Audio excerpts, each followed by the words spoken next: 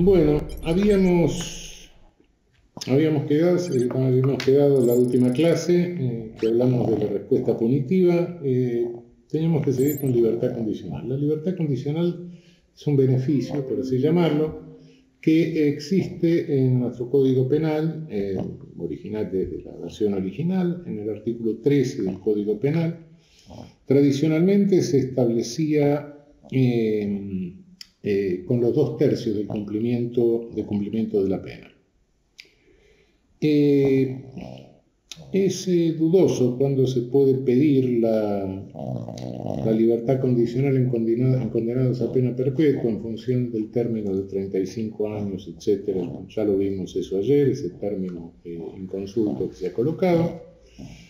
La libertad condicional no se concede a reincidentes. Desde mi punto de vista, creo que la reincidencia es inconstitucional, pero la jurisprudencia no ha reconocido este argumento.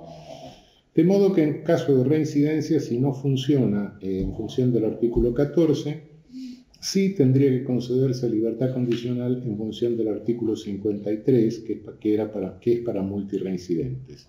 Por más que la pena de relegación ha sido declarada inconstitucional por la Corte Suprema, los multireincidentes tenían un sistema especial de libertad condicional a través del artículo 53 y con más razón debe aplicarse ese criterio a los reincidentes si el propio Código, en una disposición que no está derogada, está vigente, la reconocía para multireincidentes.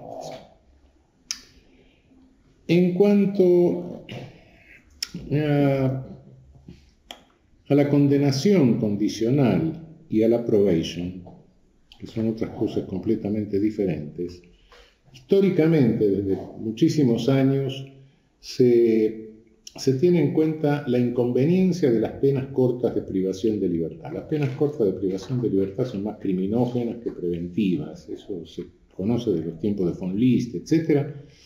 Y hay dos sistemas en el mundo, uno es la condenación condicional y otro es la probation. La condenación condicional de origen francés, por un lado, y la probation de origen anglosajón. Conforme a la condenación condicional, a la de origen francés, se pronuncia la condena, se establece un periodo de prueba y vencido ese periodo de prueba sin que el sujeto cometa ningún delito, se tiene por no pronunciada la condena. En la probation lo que se suspende es el pronunciamiento de la condena. Se somete a prueba a la persona durante un término. Si en ese término responde al sistema de prueba, directamente no se pronuncia la sentencia condenatoria. La pena de multa impone al penado el pago al Estado de una cantidad de dinero establecida en la sentencia. Hay algunos otros sistemas que establecen pena de multa conforme a días multa, en razón de los ingresos del sujeto, los ingresos o la renta potencial, etc.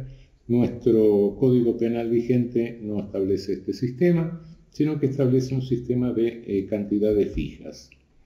La cantidad fija la establece el tribunal y, bueno, se rigen, como vamos a ver luego, las mismas reglas del artículo 41 para la cuantificación de la pena de prisión entre el mínimo y el máximo, pero además en este caso, por imperio de la propia ley, se tiene que tener en cuenta la condición económica de la persona, en función de lo que dispone el artículo 21 del Código Penal. La pena de multa puede ponerse como pena única, puede ponerse como pena conjunta, puede ponerse como pena alternativa, está prevista de distintas maneras en el Código Penal, y el artículo 22 bis del Código Penal dice que se puede imponer cada vez que hay una imposición facultativa del tribunal en toda condena por delito en que haya habido ánimo de lucro. Si el penado no paga la multa, se le ejecutan bienes hasta cubrir la multa. Y si fuera imposible el cobro, dice la ley, se le convierte en pena privativa de libertad. Realmente no mayor de 1 año y medio. Realmente En la práctica, cuando no paga la multa se le convierte sin ejecutar los bienes del sujeto, lo cual es una práctica bastante viciosa. El código establece que antes de convertírsela en pena privativa de libertad, menor a 1 año y medio, hay que ejecutarle los bienes a la persona. Ahora, si la persona no tiene bienes, la multa no puede ejecutarse. Es decir, de lo contrario sería que alguien vaya preso por no tener bienes en su patrimonio, ¿no? Sería imposible exigirle a alguien que cumpliera lo que no puede cumplir, lo imposible. Creo que en función del artículo 7, numeral 7 de la Convención Americana, convertirle en prisión una pena de multa a quien no tiene bienes para pagar la multa resultaría contrario, sería violatorio del control de convencionalidad y en nuestro caso de constitucionalidad, porque la Convención Americana está incorporada a la Constitución. La pena de inhabilitación hace perder durante el tiempo que dure la inhabilitación uno o más derechos del penado, y en nuestra ley penal puede ser absoluta o puede ser especial. La inhabilitación absoluta priva de los derechos que, fíjense ustedes, son los que enumera el artículo 19 del Código Penal. Hay una disposición del artículo 19 que es inconstitucional, que es la que le hacía perder todo beneficio previsional. Los beneficios previsionales son parte del patrimonio, y eso de hacer perder el beneficio previsional que se ha pagado, que el sujeto lo ha pagado a lo largo de su vida, es una pena de carácter confiscatorio. Pena de carácter confiscatorio que, conforme al artículo 17 de nuestra Constitución, están prohibidas. En realidad, hacerle perder el derecho previsional es un viejo resabio de la muerte civil. La inhabilitación absoluta puede imponerse también como pena principal en algunos casos. Conforme al artículo 12 del Código Penal, dura durante el tiempo de la condena, aunque el tribunal la puede extender 3 años más. La inhabilitación especial siempre se impone como pena principal, no es una pena accesoria, es una pena principal. Aunque se la prevé en forma conjunta, se la puede prever en forma conjunta, muchas veces, casi siempre está previsto en forma conjunta, requiere una determinación judicial precisa en la sentencia respecto de la actividad para la cual se inhabilita a la persona, y el artículo 20 del Código Penal también autoriza que se la pueda agregar a alguna sentencia condenatoria, aunque no esté especialmente prevista. La inhabilitación puede ser temporal o perpetua, pero incluso la perpetua tampoco es perpetua. Es decir, la temporal se puede, con la mitad del cumplimiento, es decir, a los 5 años se puede levantar, y la perpetua a los 10 años. De modo que tampoco esta es una inhabilitación perpetua. Hay en nuestra legislación vigente, en la Constitución, no en el Código Penal, una inhabilitación perpetua que ha devenido obsoleta, ha devenido una cláusula constitucional obsoleta, que es la que puede imponer en el juicio político el Senado de la Nación a las personas que son sometidas a juicio político. Según el texto de la Constitución, esta sanción que impone el Senado no sería revisable. Conforme a la disposición de la Convención, las disposiciones de la Convención Americana, es inaceptable que primero una pena impuesta por un órgano político, como es el Senado, y segundo, una pena impuesta por un órgano político sea perpetua y no sea revisable por la instancia constitucional, por la instancia judicial.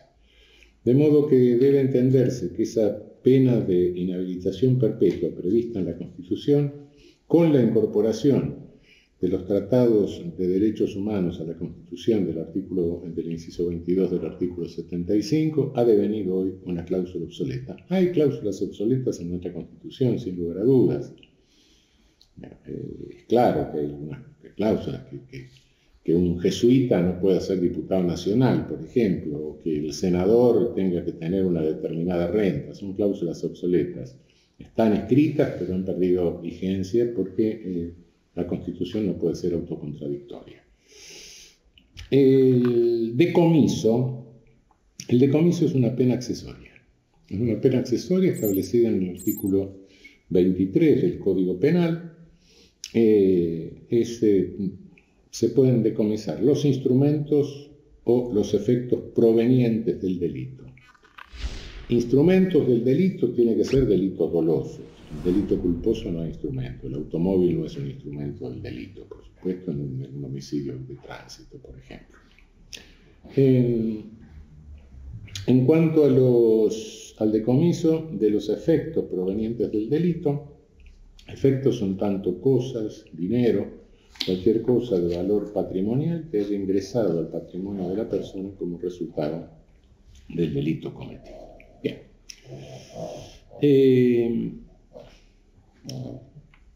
Cabe aclarar que nuestro código contiene disposiciones en artículos 29 a 33 del Código Penal referidas a la reparación civil.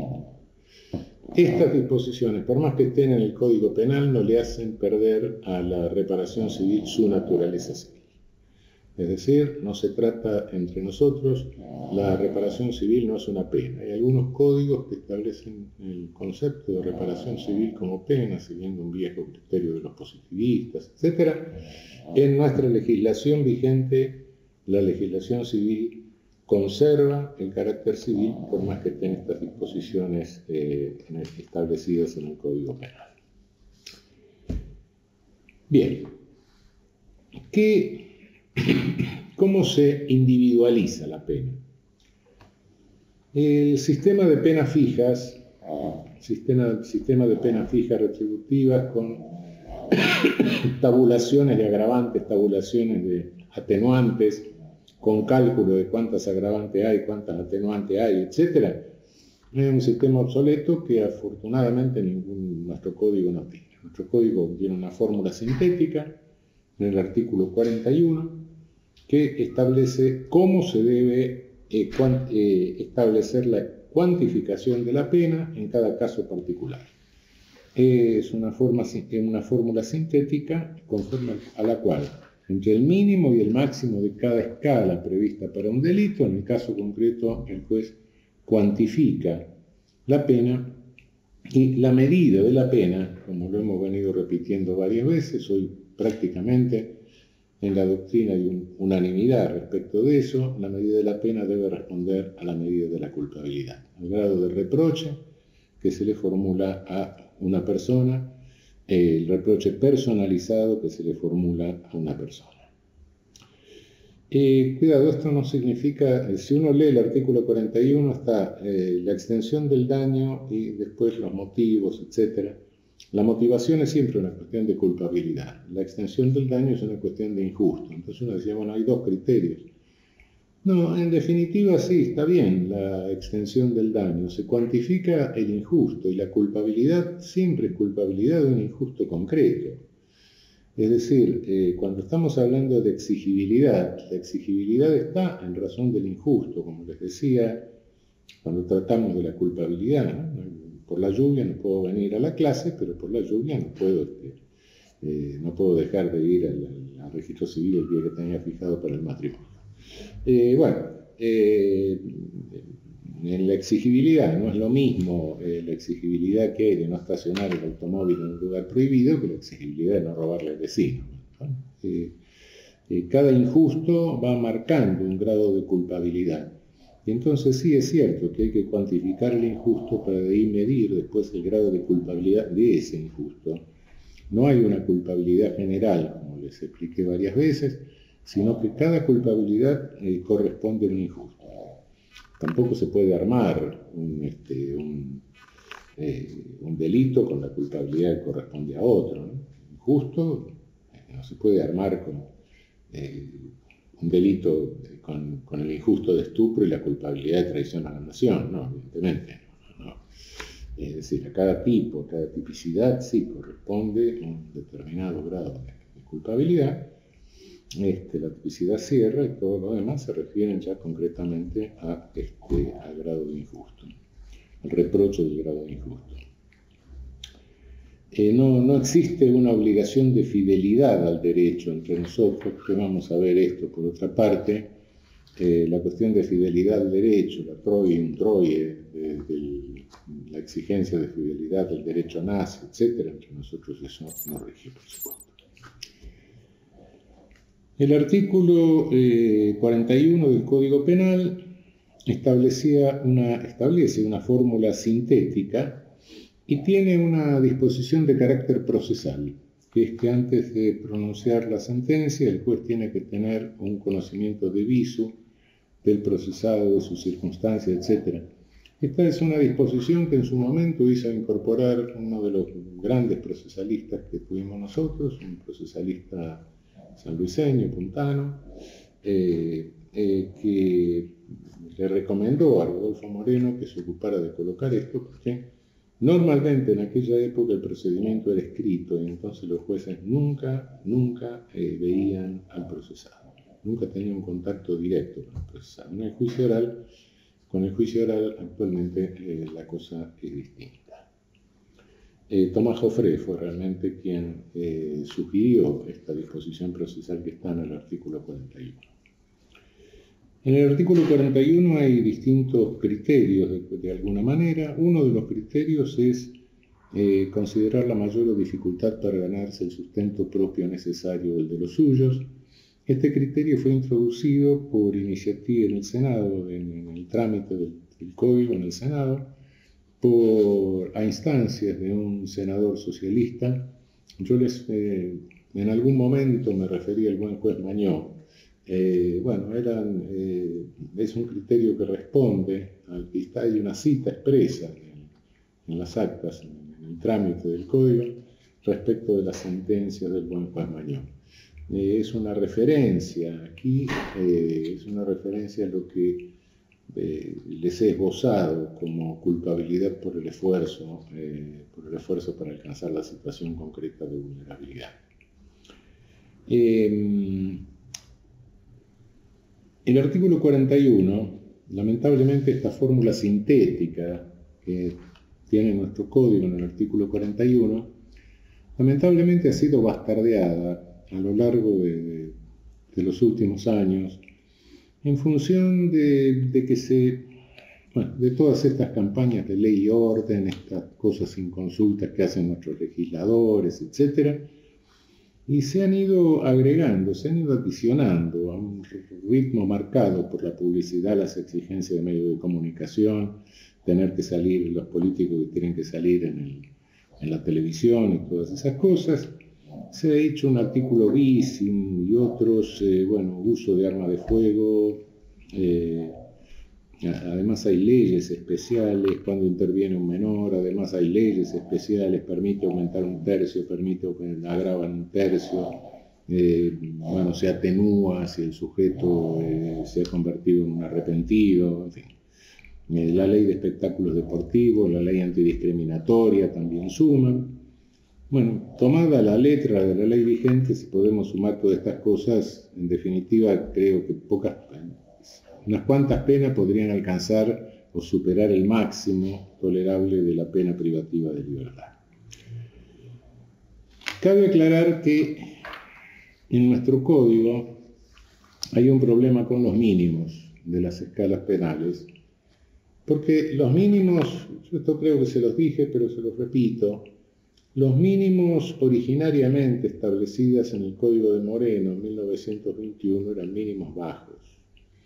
Moreno pensó, los redactores del código pensaron que era mejor colocar mínimos bajos que estar construyendo tipos privilegiados atenuados. Debido a eso, en nuestro Código Penal casi no hay tipos privilegiados atenuados.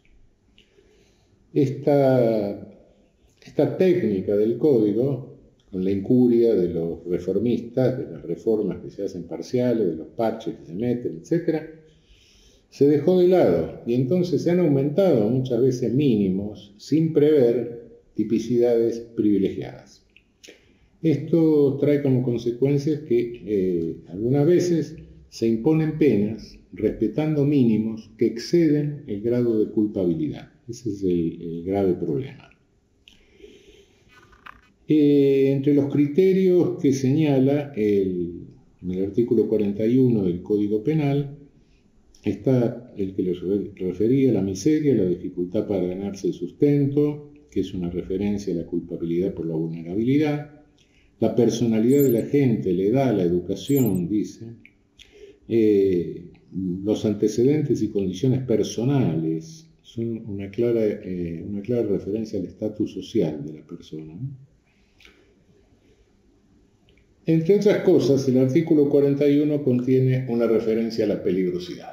Esta referencia a la peligrosidad se introdujo porque un profesor de Derecho Penal fue al Senado, impresionó a Joaquín B. González y se les ocurrió poner la peligrosidad en el artículo 41 del Código Penal.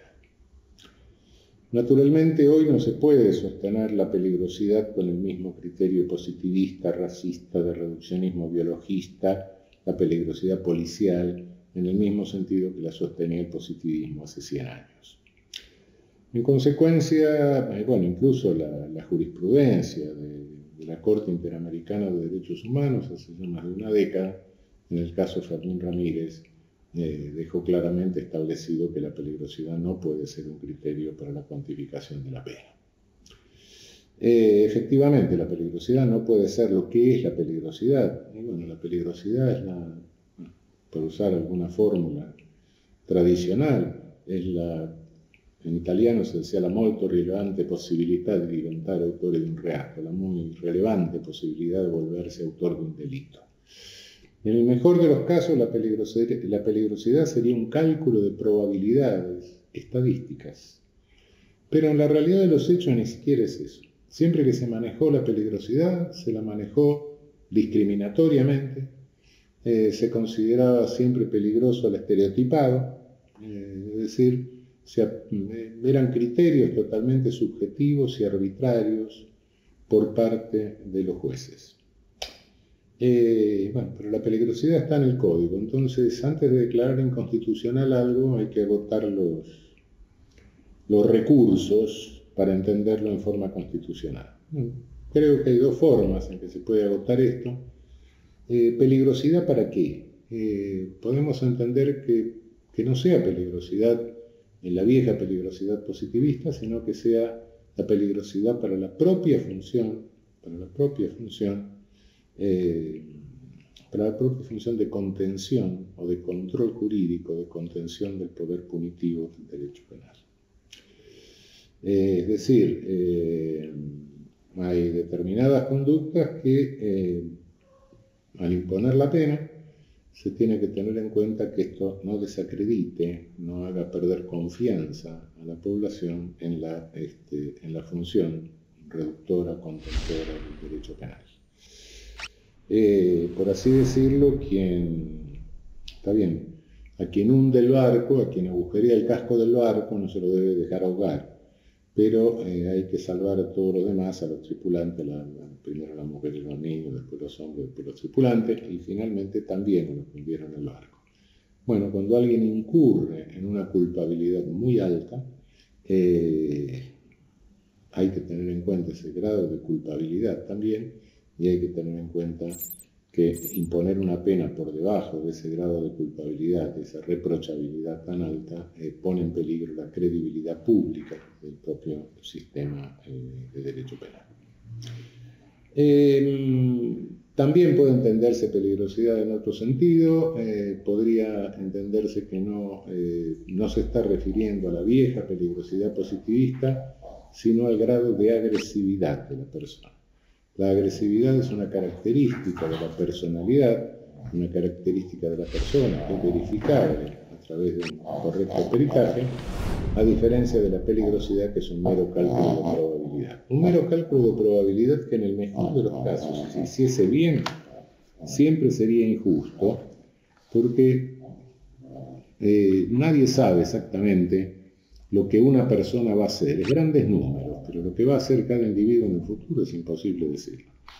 Hay conforme algunas características la probabilidad de que alguien haga una cosa o haga otra cosa, pero es una mera probabilidad que en el caso concreto no se confirma. De modo que es algo que se maneja por ley de grandes números.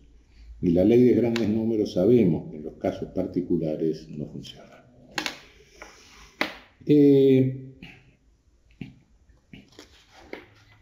Cuando se plantea el problema de los mínimos de las escalas penales, los mínimos son obligatorios en principio para los jueces, pero algo está en la ley.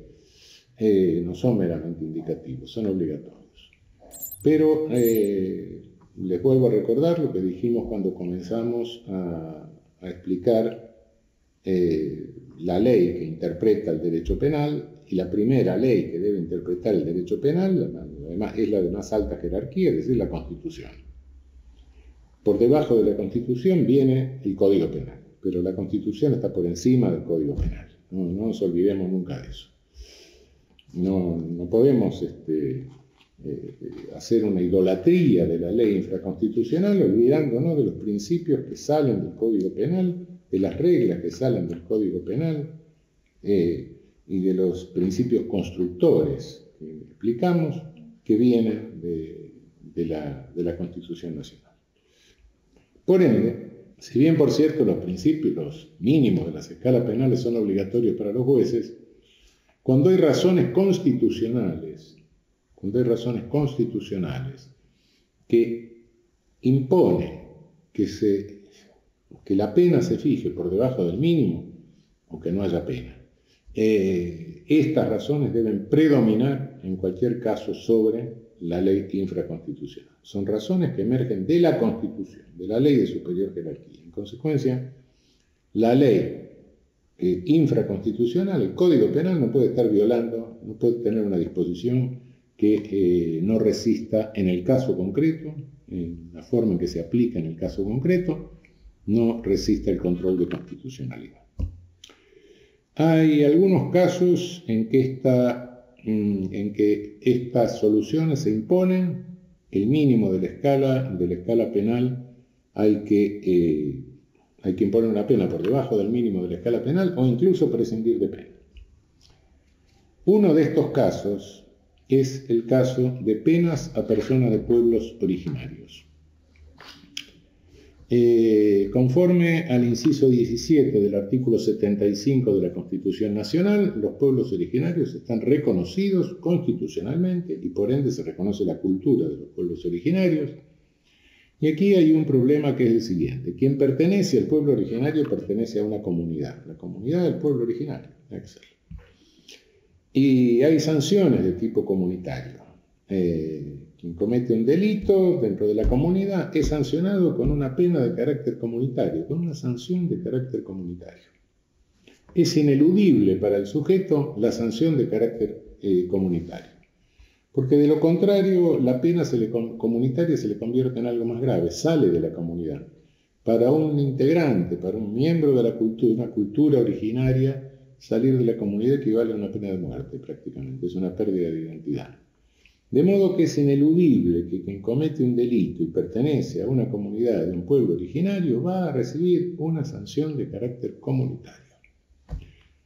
Lógicamente, si le aplicamos la sanción del Código Penal, lo estamos penando dos veces por el mismo delito. Es un ne bis in idem, no procesal, sino un ne bis in idem material, es decir, dos penas por un mismo delito.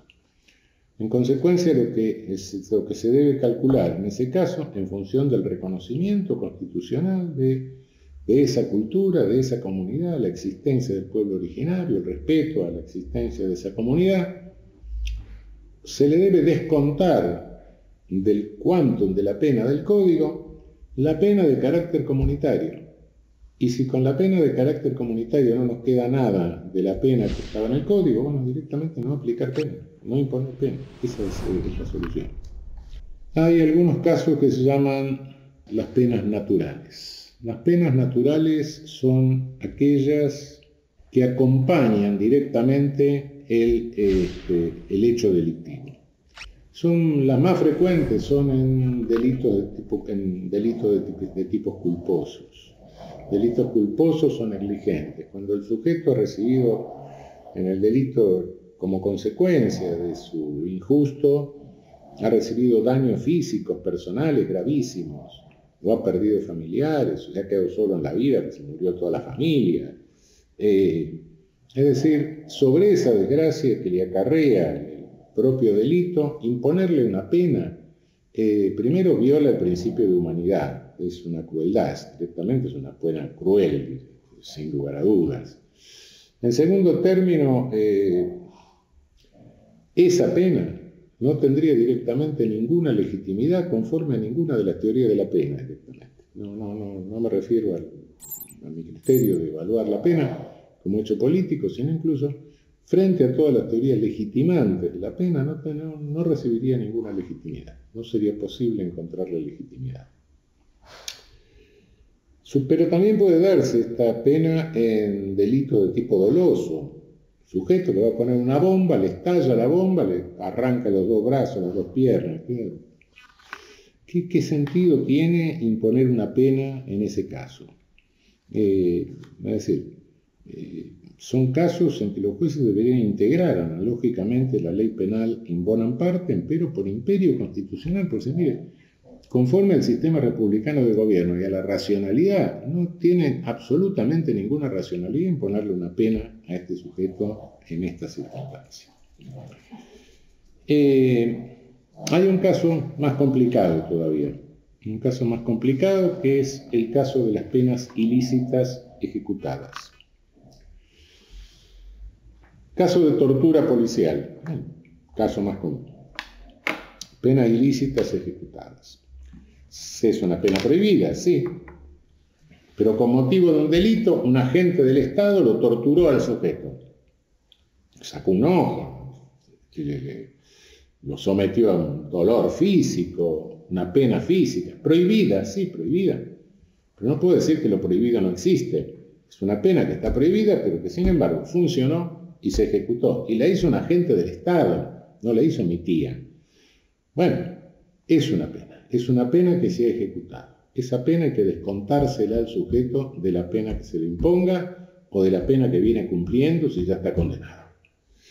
El Estado no puede decir, yo me conformo entonces simplemente con condenar al torturador. Ah, sí, qué persona jurídica rara sería entonces el Estado. No responde por lo que hacen sus agentes. No, condeno a la gente, pero yo no lo mandé a hacer eso. Y entonces, como no lo mandó a hacer eso, entonces la pena no es pena. El sujeto se queda con el dolor, se queda con un miembro menos, se queda con toda la secuela que puede tener la tortura, y nosotros le ponemos la misma pena. El Estado no fue. Es una persona jurídica singularmente privilegiada, sería el Estado en ese caso. Se están planteando en todo nuestro continente y también entre nosotros los problemas que vienen de la superpoblación carcelaria. Superpoblación carcelaria que excede los límites tolerables, según Naciones Unidas, que sería un 120% de concentración poblacional. Nosotros tenemos en América Latina cárceles, en Argentina, que están en el 200%. En América Latina algún país alcanza el 300% de concentración. Es decir, donde cabe un preso hay 3. Las cárceles en esas condiciones devienen campos de concentración directamente. Tampoco en esas cárceles hay control del personal penitenciario, pierde el personal penitenciario el control, las cárceles pasan a ser controladas por los propios presos, pasan a ser controladas por bandas que hay dentro de la cárcel, que vienen de afuera, que están estructuradas, formas de crimen organizado. Estas jerarquías de la sociedad carcelaria someten al resto de la población a humillaciones, a servicios, incluso servicios de carácter sexual, etc. Un desastre. Una pena que se cumple en esas condiciones no es una pena privativa de libertad común, es una pena inhumana, cruel, inhumana y degradante. Es una pena ilícita. Entonces se pierde la equivalencia entre tiempo de pena y sufrimiento inherente al tiempo de pena. Cuando se calcula una escala penal, cuando el legislador calcula una escala penal, dice, bueno, tanto tiempo de privación de libertad, y se sabe que la privación de libertad tiene una cuota de dolor, sufrimiento, inherente a la privación de libertad de movimiento, libertad locomotiva, y todas las consecuencias que son inherentes a ella.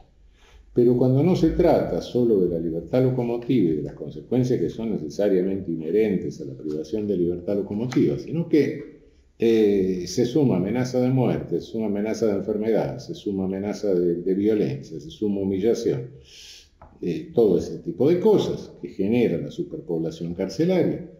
Ahí nos estamos encontrando y la jurisprudencia internacional en algún momento ha dicho que en esas condiciones el cumplimiento de pena es una tortura. ¿Qué es lo que tienen que hacer los jueces? Y bueno, volver al principio de proporcionalidad. Es decir, si está calculado este tiempo con este grado de sufrimiento, pero ahora tengo el doble de sufrimiento y tengo que acortar a la mitad el tiempo, no hay nada que hacerlo. Eso es volver al principio de proporcionalidad.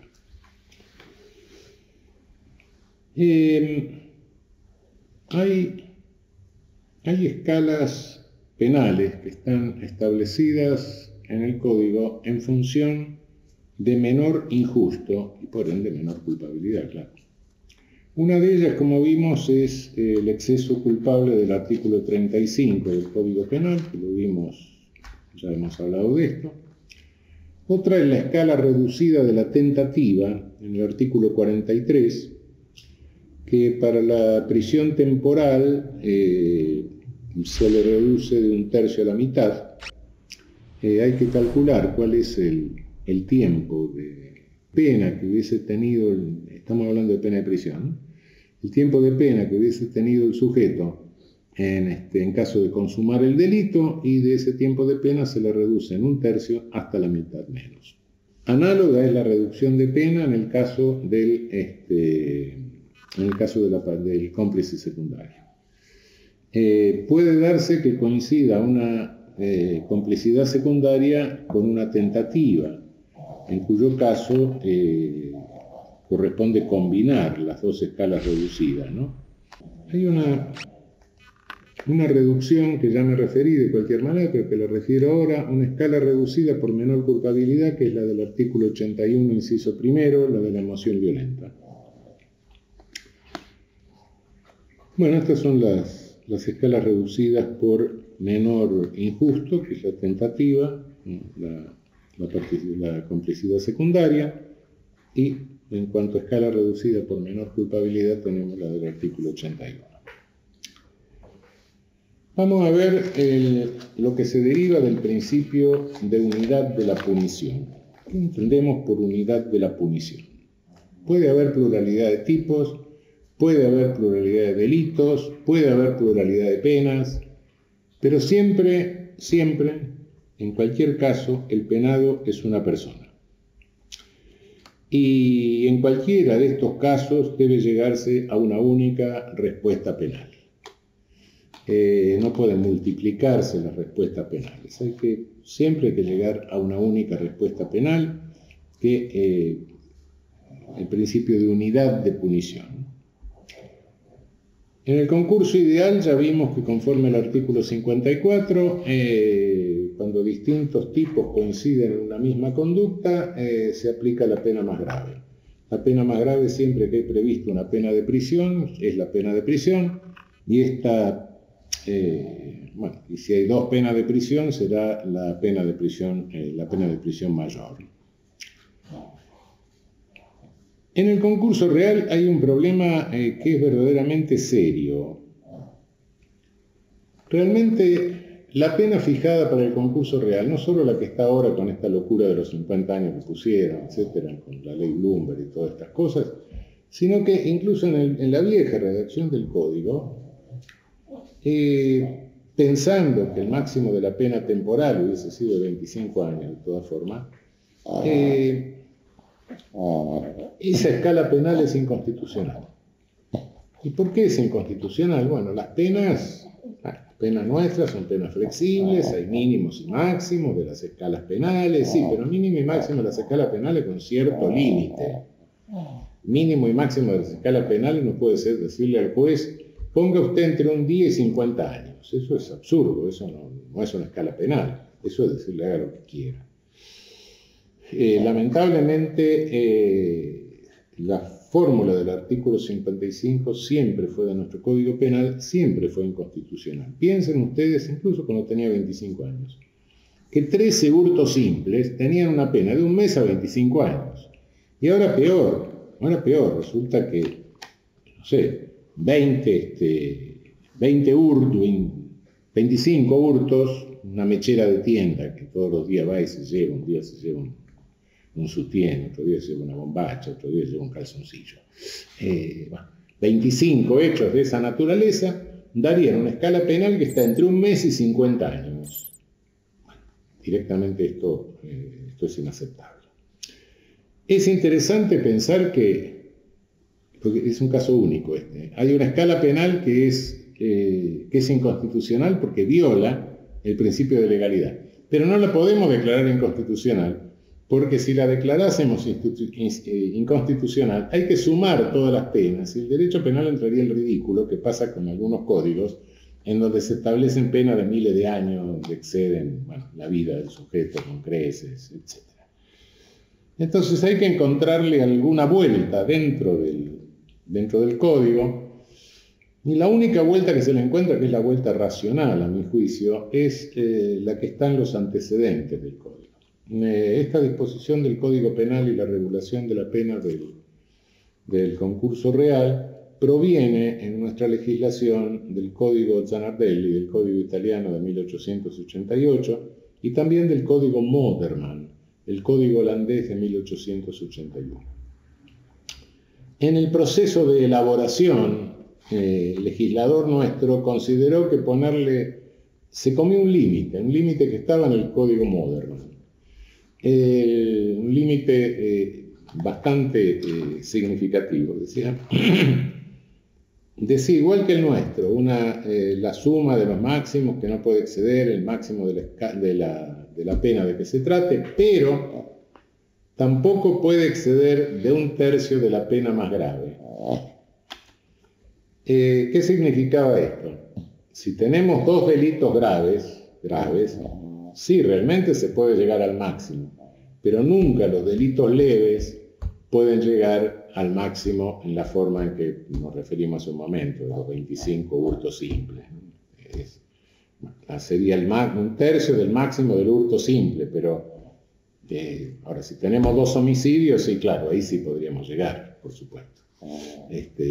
Es decir, evita de esta manera que la suma de delitos leves llegue a una pena que sea totalmente desproporcionada.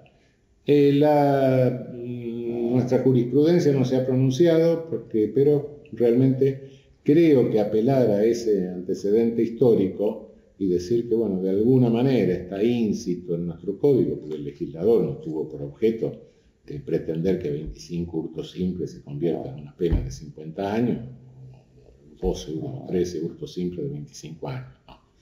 Nunca pudo pensar nuestro legislador eso, entonces se podría decir que está íncito, que este antecedente claro que está en la elaboración de nuestro código, proveniente del Código Moderman, puede servir para establecer una regla racional. Habría otra forma, que es declararla inconstitucional y entender que mientras se cumple la pena más grave, las otras penas se van prescribiendo. Pero es una interpretación mucho más forzada, me parece. Prefiero la anterior, prefiero recuperar el límite racional que establecía en su momento el Código Holandés. Algo distinto a la pena del... hay un problema que plantea el concurso real, que es la unificación de condenas. Unificación de condenas no es lo mismo que unificación que la pena del concurso real.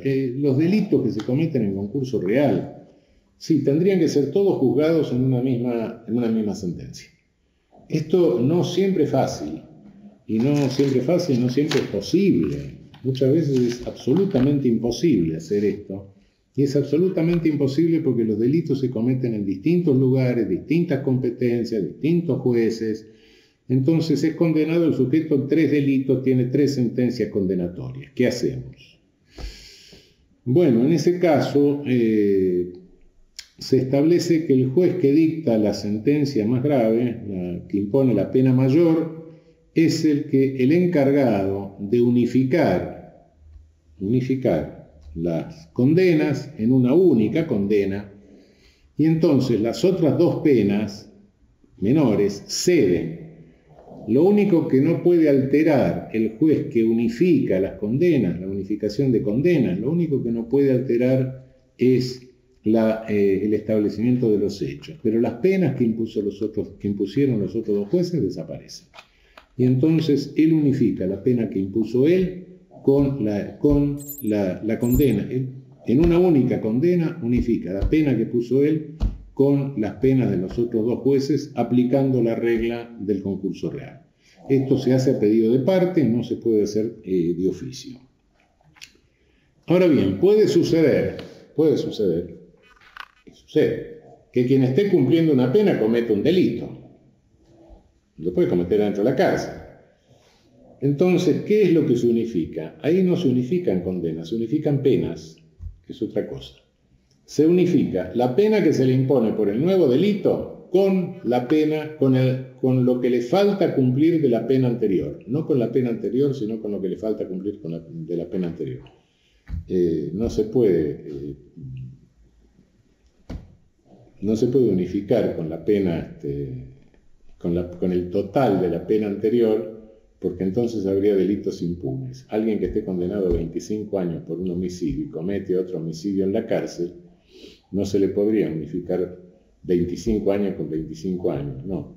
Entonces, ¿qué se hace? Bueno, como tiene ya el máximo de la pena que corresponde al delito, bueno, ese segundo homicidio sería gratuito. No es así, sino que se le unifica lo que queda de la primera, de cumplimiento, lo que le resta por cumplir de la primera pena con la pena que se le impone por el segundo delito, conforme a las reglas del concurso real, por supuesto.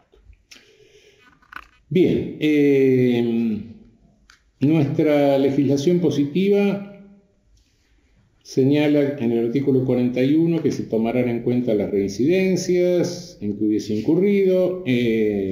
Vimos que el artículo 14 establece que la reincidencia, que el reincidente no puede obtener la libertad condicional. Merecería hablar de la reincidencia una larga consideración, pero no la vamos a hacer.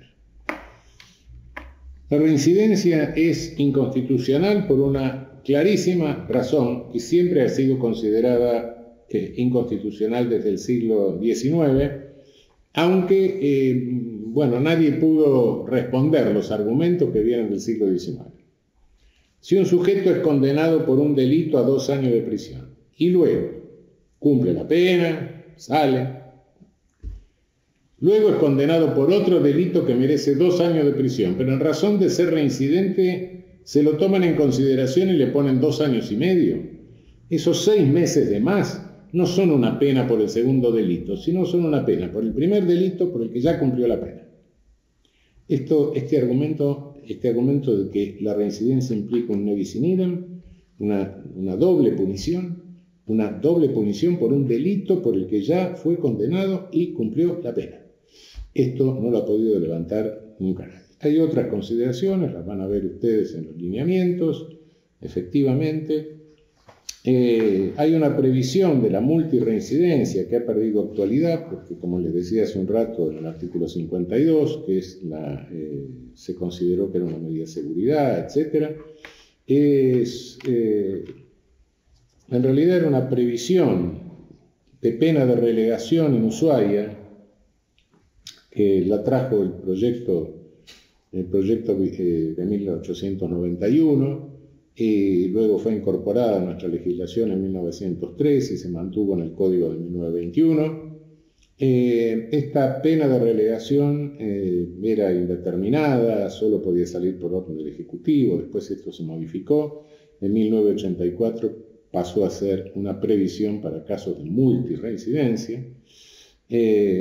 Bueno, finalmente, obviamente se declaró inconstitucional hace unos 10 años, pero está en el código y tiene y hay una previsión a este respecto, como les dije varias veces, de libertad condicional para multireincidentes, por ende también los reincidentes tendrían que merecer la libertad condicional. Si a los multireincidentes no se le negaba, no hay por qué negársela a un simple reincidente. Por último, el artículo 51 del Código Penal desarrolla detalladamente, les recomiendo que lo lean, lo que se llama el derecho penal de registro penal, cosa que en nuestra legislación positiva, hasta ese dispositivo que se introduce en el año 1984, no había absolutamente ninguna previsión. Conforme al artículo 51 del Código Penal en su redacción vigente, pasado 10 años de la extinción de una pena, el sujeto tiene el derecho a que se le borre todo antecedente y a que nunca más se brinde información acerca de esa condena. Es decir, 0 kilómetros, el sujeto queda en blanco, la condena no lo persigue a lo largo de toda su vida, es decir, no le limita su espacio social. Bueno, muchachos, de esta manera hemos llegado al final de la exposición del derecho penal. Que les sea leve la lectura de los lineamientos y que les sea leve el derecho penal a quien se le ocurra en el futuro seguir trabajando esta materia. Por ahora, en esto hemos terminado.